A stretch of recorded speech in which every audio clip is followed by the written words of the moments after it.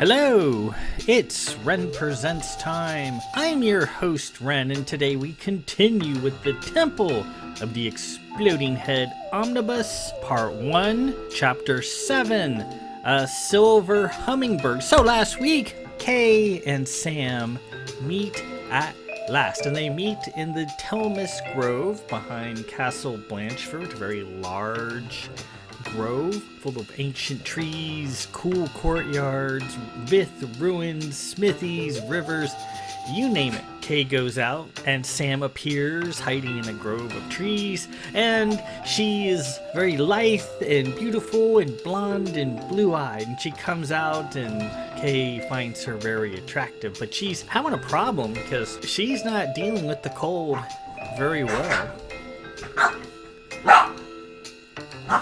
And as usual, as soon as I start narrating, my dogs decide to have a zoomie. Hi, Kawita. So Sam's not dealing with the cold very well. In fact, she's all hunched over, she's haggard, she's hobbled, and soon she kind of falls to her knees and she's having trouble talking. Before Kay's eyes, her blonde-headed, blue-eyed facade falls away, replaced with an enormous shock of coal-black hair, pale white skin like from a corpse, very almost with no color at all. It's just white, and then long fingernails, and then black eyes. And Kay knows that Sam is a Monoma, having been conditioned most of his life by his cousin Sarah, the one we haven't seen yet, but we know at this point he's got a big mouth. Sarah just loves to talk about monomas and berserkicides, which we haven't really covered yet, but it's something that truly terrifies Lady Sarah, and as such, it's in Kay's mind that Sam, if she's a monoma, could become a berserkicide as well. And also, he notices a chain wrapping around her skirt, so he realizes that Sam has been the pale ghost, and he asked her years ago if she was a pale ghost, and she said no. So she lied to him. And Vith don't handle lying very well. That's a big no-no with the Vith.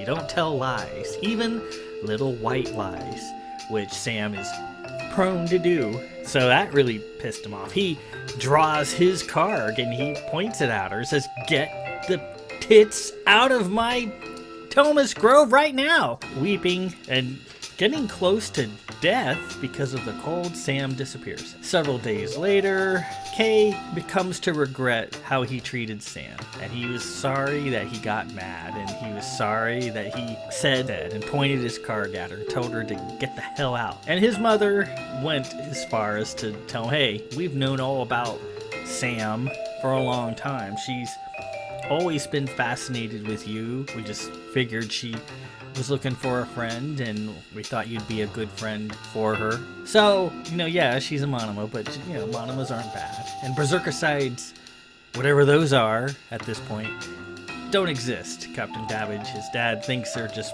propaganda." And Kay, after a few more days, realizes he needs to apologize to Sam, to offer her a heartfelt, sincere apology.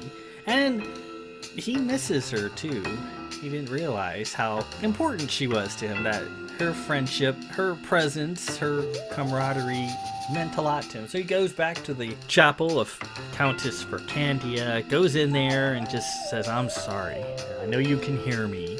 I'm sorry I got mad. I'm sorry I pointed my card at you. Why didn't you just tell me you're a monoma?" And eventually Sam appears, and she's very sad, and she's like, "Well, no, I'm sorry I'm not a sister like you talk about. I'm sorry I'm not a gosh darn Xenon girl. I'm sorry I presented myself to you as something I'm not.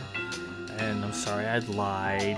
The gods have punished my dumb butt, and I just wanted to say goodbye." And Kay says, "Well, before you go, take my card. I made this with my own hands, and I want you to have it. And maybe it'll protect you from danger one day." And Sam takes the card, and she accepts his gift, and she actually etches her name right into the shaft of the card with her apparently iron hard fingernails, gives it back to him and says, please, keep my card for me. And maybe you'll protect me one day. And long story short, obviously they get past this rough part and they forgive, and Sam forgives, and Kay forgives, and they embrace. So now they can begin their relationship in earnest. And as you see, 7 chapters in, I'm taking my time with this story. This is a big book, and I'm trying to earn the relationship between the two. I just don't want to tell you. I do not want to just say to the readers, Kay and Sam are now in a heated romance. I wanted you to see the romance. See that this relationship was earned mutually over time, and there's no such thing as insta-love. Not even, Sam had years to fall in love with Kay. And now Kay, now that he knows Sam's a monoma, he can put that behind him. He can develop those sorts of feelings for Sam as well. But I thought it important that you actually see this process, not just me telling you about it and moving on. Got a few more chapters where Kay and Sam continue to get close, continue to develop their relationship, and this is one of them, a silver hummingbird. Let's get to it now. This is part 1 of the Temple of the Exploding Head. This is The Dead Held Hands. That's the first book. Part 1, Kay and Sam, chapter 7, a silver hummingbird.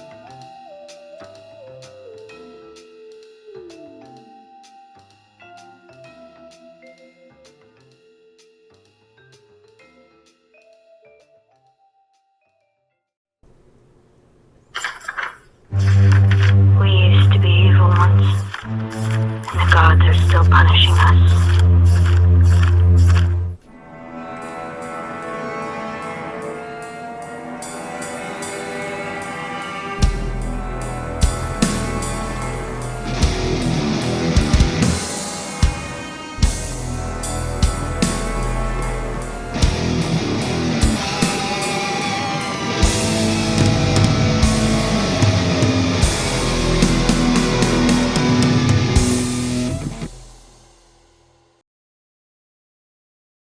Kay and Sam saw each other every day, Sam appearing in the grove in the morning. She still had no tolerance for the cold of the north, but if she bundled up, she could withstand it for short periods of time. She wore a thick fur-lined coat with furry mittens and earmuffs, all black of course. They would go into the castle and have breakfast, and then make their way to some quiet place, usually a library or comfortable study in Kay's Zorn Tower, and read or look at the post together via the HoloNet. Sam was fascinated by the HoloNet. She said she didn't have it at her home, and they spent hours toying around with it. She almost became as bad as his cousin Sarah, who was a true HoloNet/AirNet junkie. Though elegant and somewhat frail looking in her black gown, Sam was a lot more rough and tumble than she first let on. She loved to run and climb. She was much faster than Kay, even in a thick coat, gown, and heeled shoes. She could run like a deer and had the endurance of a championship athlete. She was a heck of a tree climber and could scale the largest of trees in the grove in a matter of moments, a feat that would have Sarah, a champion tree climber, drooling. Sam used her nails. As he thought, they were every bit as formidable as they appeared. Once she got to the top, she could jump all the way back down and not hurt herself, her hair trailing behind her plummeting body like a black comet as she felt. Sam flooded Kay with Annui, her native language, often switching back and forth in mid-sentence. Sometimes she refused to speak anything else, forcing Kay to listen and try to mimic her speech. Speaking in her language was rather important for her. Soon he was babbling away in a rudimentary fashion, and Sam was delighted. One morning, after they'd argued about an article in the posts, she shocked Kay by challenging him to a wrestling match to settle the matter. Kay tried to get out of it by stating he didn't want to damage her gown. Sam, however, was determined, and she made Kay take her to the laundry room, where they found one of his mother's Hospitaller bodysuits, cleaned and pressed. Then they made their way back to the reading room and moved the furniture aside, giving them plenty of room to wrestle. Sam pulled her shoes off and changed into the suit behind a screen,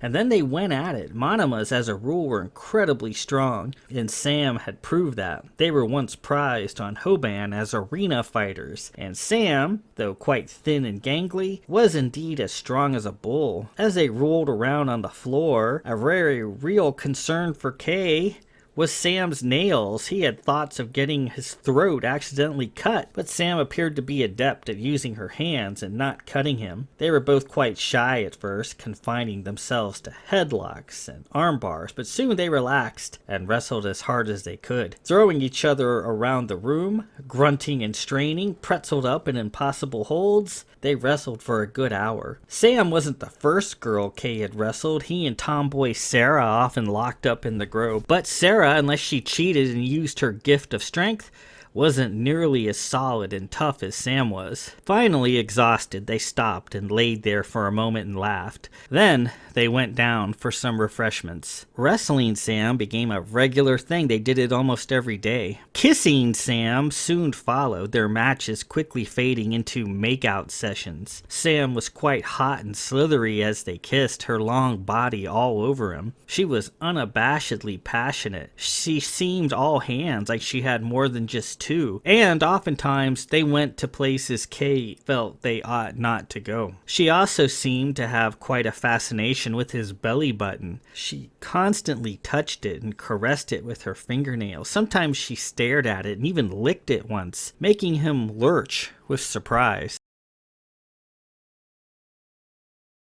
"It's like my whole body just stops working," Sam said, lying next to Kay. "My heart all of a sudden slows way down. I can't breathe. The cold air going into my lungs is like swallowing a razor blade. And I can't see. And even if I bundle up with my coat and furs, it doesn't help much. I feel it coming through my feet. How do you stand it?" "The cold? I don't feel it. None of us do. It can be below 0, and I can walk around in my shirt sleeves and not be troubled in the least. They say the Vith are immune to the cold. The reason my cousins go south to Esther every winter is because my uncle, Lord Peter, hates the cold. He can't take it. He's an Esther, and I suppose they're not immune to the cold." Sam rolled on top of him. "What does snow feel like, Kay? I can't touch snow without going into shock." "Well, it depends. It can feel powdery, like sugar, or kind of crunchy, like wet sand. Here, I'll be right back." Kay left the reading room. Several minutes later, he returned with a bowl of snow from outside. Sam sat up and looked at it with wonder. Just sitting next to the cold bowl gave her goosebumps. "Watch," he said. He plunged his hand into the bowl and kept it there. Several minutes elapsed. "You don't feel that, Kay?" Sam asked. "No." He pulled his hand out and showed it to Sam. "Oh, I can feel it radiating off your hand." "Do you think you can condition yourself to it, little by little?" Sam stared at the bowl of snow. She rubbed her hands together and then dipped her pinky into the bowl. She gasped, open mouth, throwing her head back. Kay pulled her hand out. Immediately, her whole hand turned blue with her veins popping out in a spidery configuration. It took several minutes before Sam fully recovered, Kay holding her as if she had just been through a terrible ordeal.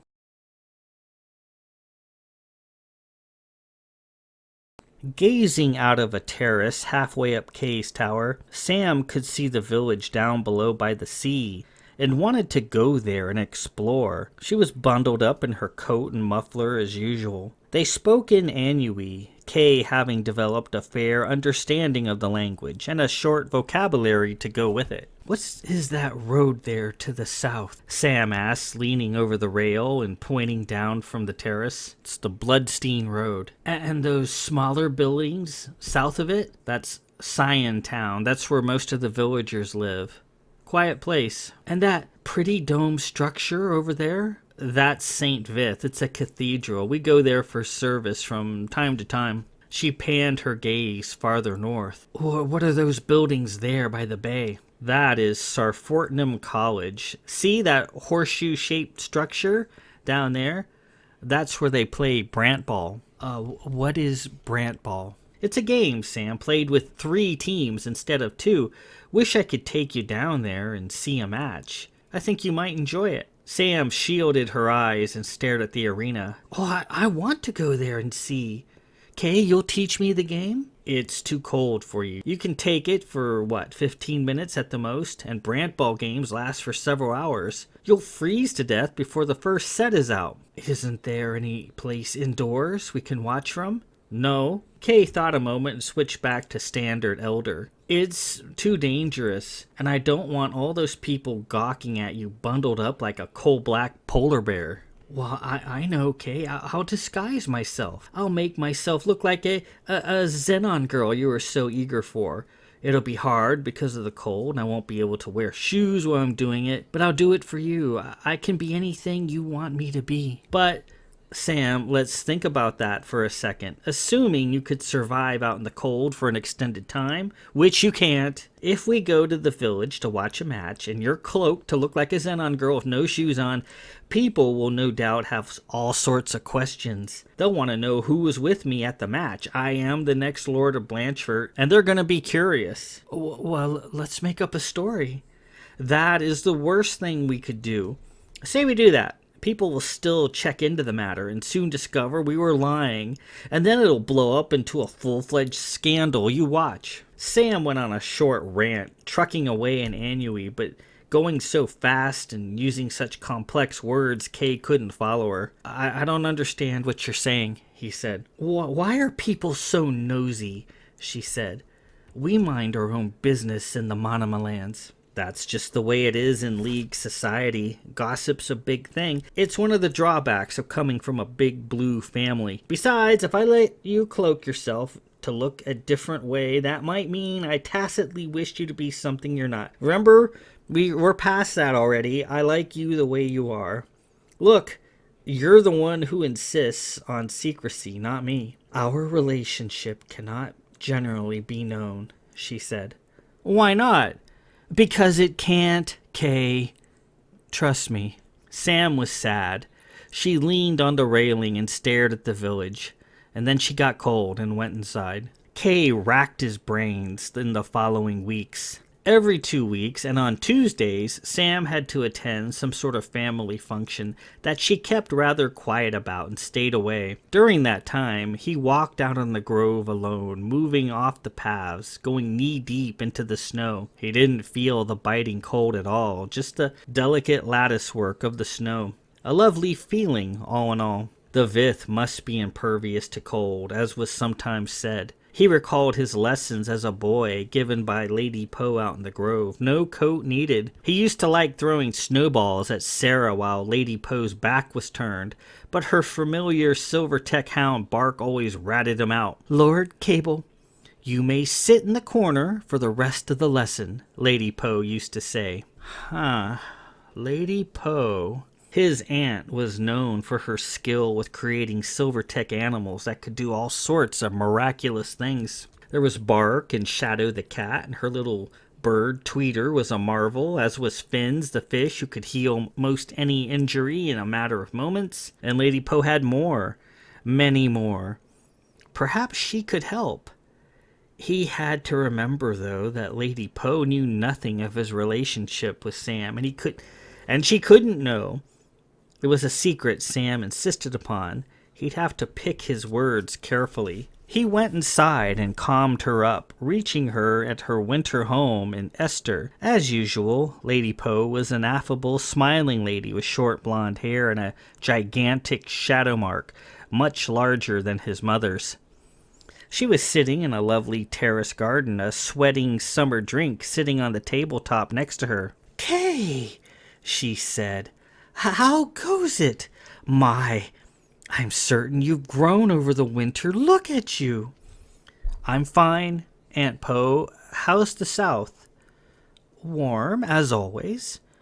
I'm afraid the Duchess isn't too happy with your mother right now, Kay. Something about an attack of cloth-eating STTs at a recent ball that forced her to retire before her gown fell off her body in tatters. I know nothing. I try not to get involved with these things, you see. She leaned towards the screen. I think the Duchess is preparing a revenge of some sort. Don't ask me what it is. I know nothing. His mother and the Duchess always at each other's throats. He had to laugh a little. And Sarah and Philip, how are they? Oh, they're eager to return and see you. Sarah prepared a small bedroom that she calls Kay's bedroom that she set aside should you ever choose to visit.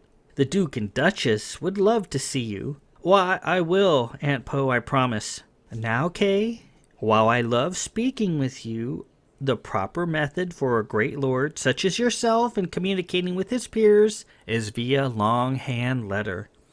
We are Vith, Kay, and that's how we do it. I know, Aunt Poe, however, a situation has occurred that requires prompt action, and I was wondering if I might ask a novel favor of you. Poe appeared concerned. Well, certainly, Kay. Anything I can do to help. Doubtless, you know my friend, Lord Lon of Probert. Lady Poe thought a moment and lit up. Oh, yes, the son of Lord Milos and Lady Brana. What a delightful young fellow, and very intelligent, if I recall. Yes, that's him. He confessed to me in private that the climate here in Blanchford is much too frigid for his South Fifthland taste, and he finds he can barely stand it. Oh, Poe replied. Many of my friends have mentioned the same thing, though I think the climate is just right. She lowered her voice and leaned into the screen again.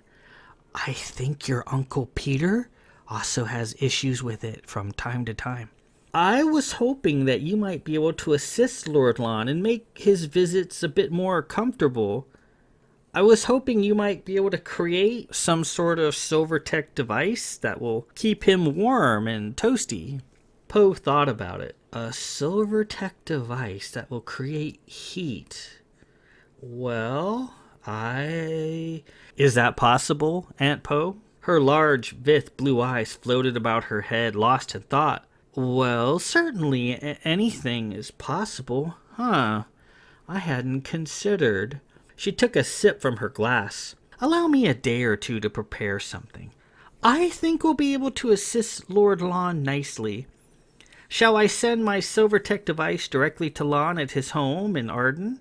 It is still Arden, correct? Yes, it is, but you needn't send it there. Please send it to me here in Blanchford, and thank you very much in advance, Aunt Poe, for your kind help. In the background, Kay could hear Sarah and Philip running around. Oh, you're very welcome, Kay. Yes, I think we'll be able to help Lord Lon stay warm. Please give your parents my best. I will, and well met, Aunt Poe. Sarah's blue-haired head popped up in the background. Is that Kay? Wait! Yes, it is, but if you wish to communicate with your cousin, young lady, you must write him a letter. Mother! Sarah shrieked. Wait! Kay, did you get my... Lady Poe smiled and screamed down, cutting Sarah off in mid-rant. Kay was hopeful. Lady Poe could always be counted to go out of her way for a person. A few days later, Kay received a post from the south. Sam had returned to the castle, and they quickly went up to their favorite haunt, high up in his tower, to open it. What is it, Kay? Sam asked, looking at the drab brown box. It's something I've been expecting from my aunt. It's for you. Brenta eine? She exclaimed, meaning, for me? He searched around for a paper knife, and Sam took action, cleanly cutting the package open with her fingernail. She was eager to get it open. Bende, Kay said in Anui, meaning thanks. Bende, bende, Sam replied, loving to speak in her language. She kissed him on the cheek. Kay and Sam opened the box and peered inside. Wrapped up in blue tissue paper was a small silver medallion of a happy-faced hummingbird on a long silver chain. Kay took it out and examined it. Clearly, its happy face gave it away as a Lady Poe creation. On the backside was Lady Poe's coat of arms, an assurance that the item would work as intended. There was a note inside. Kay, this is Snugs. I have a little workshop here at Grand Olin Manor, and I whipped him up in an afternoon or two. An excellent idea, Kay. I'd not thought of it myself. Now I can give one to your uncle and a few to some of my friends who are rather shy about visiting Blanchford due to the climate. Now, they have no excuse. Snugs comes in two forms. My favorite is a full-formed hummingbird, which can warm up a whole room. And then this one as a mere medallion. Your Uncle Peter suggested it. The medallion is not as potent as the full-formed one and must be worn to feel its effects. If you wish to have the full-formed Snugs, please let me know. Give all my love to your sisters and your little brother and to your parents, and we'll see you again in a few months. Sarah and Philip are dying to be reunited with you. They miss you so. Love, Aunt Poe. P.S. Sarah wanted me to tell you she helped out making the medallion and gave it its name.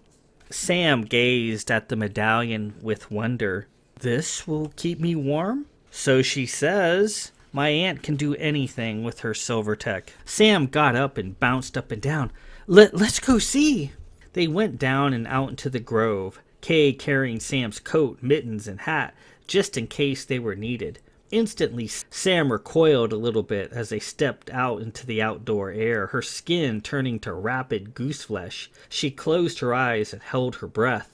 The latticework of her veins came to the surface. Kay clasped the medallion around Sam's neck. A moment or two elapsed as the medallion swung on its chain. As the temperature dropped, the little hummingbird's wings began to flap in a fluid movement, up, down, flush across the face of the medallion. Sam straightened up and looked around. How do you feel, Sam? He asked. Still holding her breath, she nodded. Her veins vanished and her goose flesh flattened out. Sam, breathe normal. Carefully, Sam breathed out in a cloud. This is amazing, Kay. I don't feel a thing. As she stood there, her body literally began to steam slightly in the cold air. You're steaming, Sam. I am? You don't feel the cold? No. I feel fine. I feel fine. She took a deep breath and blew out a cloud of steam. I'm a dragon, she cried. Off came her shoes and she patted into the snow, whirling around, dancing in it. Kay dropped her stuff and pawed up a large snowball. Before Sam could react, he pegged her with it in the face. Previously, any contact with snow was enough to put Sam into palpitations. She reached into the snow, scooped up a massive handful, throwing and missing. Kay ran, and Sam tackled him, rolling through the snow, laughing. As always, Lady Poe had created a marvelous silver-tech device that worked flawlessly. With this wondrous charm, Sam was free. The grove was no longer a dangerous place where Sam could fall into distress at any moment. Now she could run outside in her gown as far as she wanted. Now she could touch the snow and marvel at its structure. She wore the medallion all the time, for she had always found the interior of the castle a bit chilly as well. One day, once they were duly announced, she wanted to approach Lady Poe and properly thank her for this remarkable gift. This won't be mine until I've thanked her, she said. I must thank her, as is proper. And with that, we conclude Part 1, Chapter 7, A Silver Hummingbird. So, Sam's inability to deal with the cold of the north was a significant problem, and a potentially fatal one. Monomas can't handle cold at all, and just a little bit of exposure is enough to send her into shock and then eventually kill her. Being an Inuian, a greater Monoma, they have even less tolerance for the snow than the smaller ones, the Konaks. The Konaks are more hardy. They're not as strong or as fast as the Inuians, but they can handle cold a little bit better. It kills them too, but not as quickly.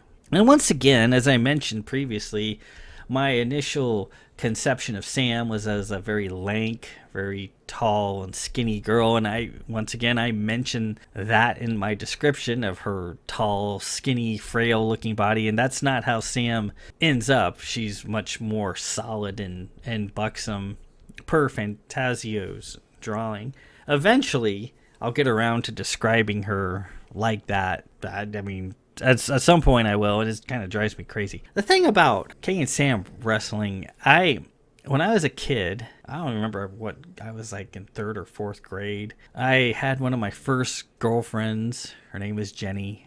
Very nice girl. And back then, what year was it? I don't want to date myself. It was in the mid 70s, mid 70s. But being just a kid, I was flat broke, didn't have any money. I couldn't take Jenny to the movies, even though movies were like $2 or $3 at the time.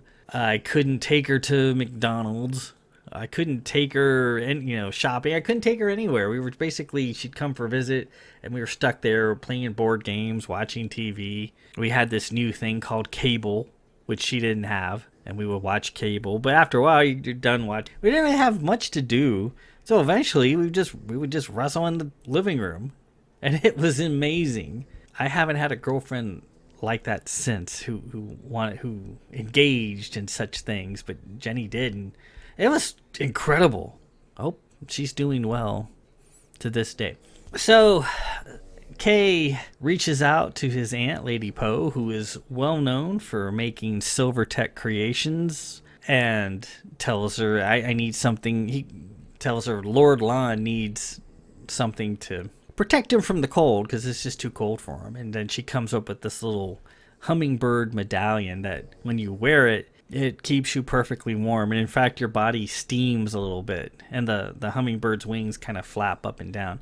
And it works flawlessly. The only thing, and we didn't mention it here, but Sam can't do any of her considerable abilities when she has it on. It like squelches them out. But with that on, she's no longer subject to the cold. She can go out and do whatever. As long as she has that medallion on, she's fine. And a growing problem is that Sam wants to explore Blanchford Village and watch a Brant ball game, but she couldn't do that previously because it was too cold. Now she has this medallion, and the fight's going to be on again. I want to go to the village now.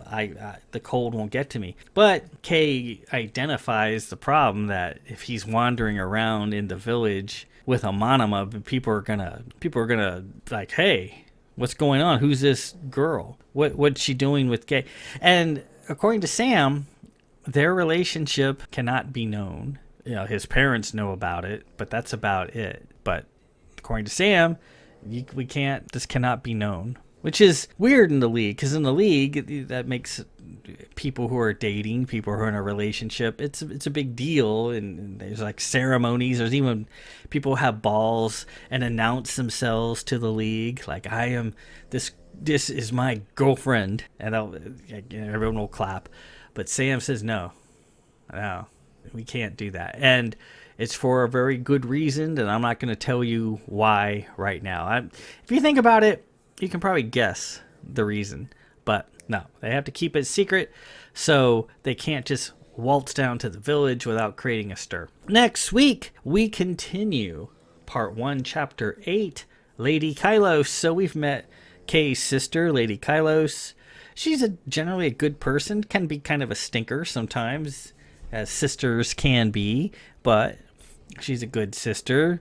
She loves Kay, and in a sisterly way, and vice versa. She's not a bad person at all. But next week, Lady Kylos will work her way into this mix. So until then, this is Ren Presents. I'm your host, Ren.